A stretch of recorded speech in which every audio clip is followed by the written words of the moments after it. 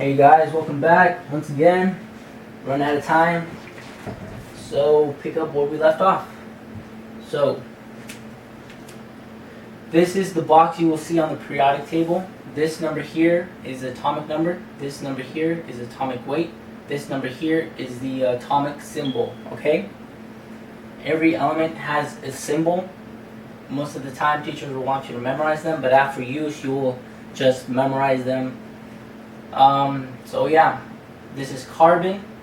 This number here actually is the number of protons.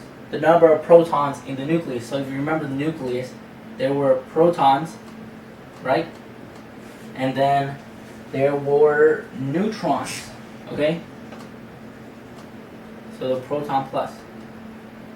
One very important thing to remember is that the characteristic of an atom, okay, the characteristic, of an atom is defined by the proton. How many protons gives that atom its characteristic, okay?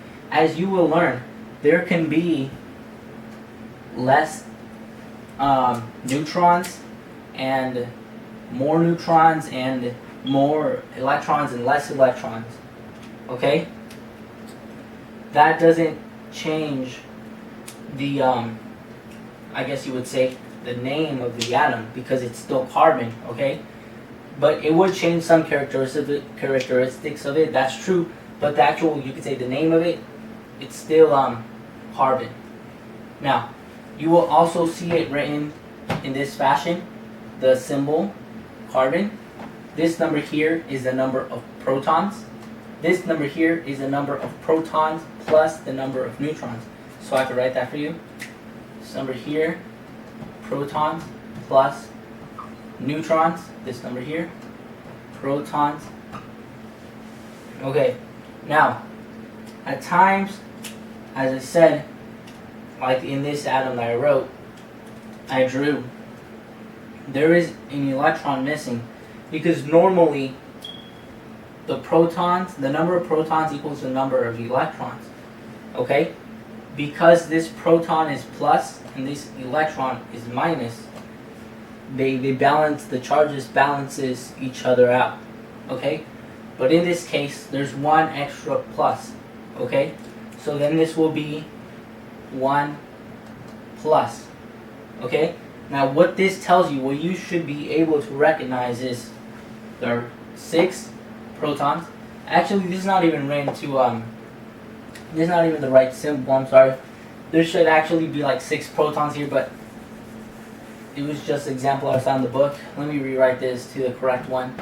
This should be helium, this should be 2, and this should be 4. Alright, let's proceed. 1 plus, 1 electron missing. You should be able to see there's 2 protons, there's 4 protons plus neutrons. So because you know there's 2 protons, then you know there's 2 neutrons, right?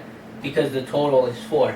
You should be able to get to know this, get used to it. It's just common knowledge that you're gonna have to know.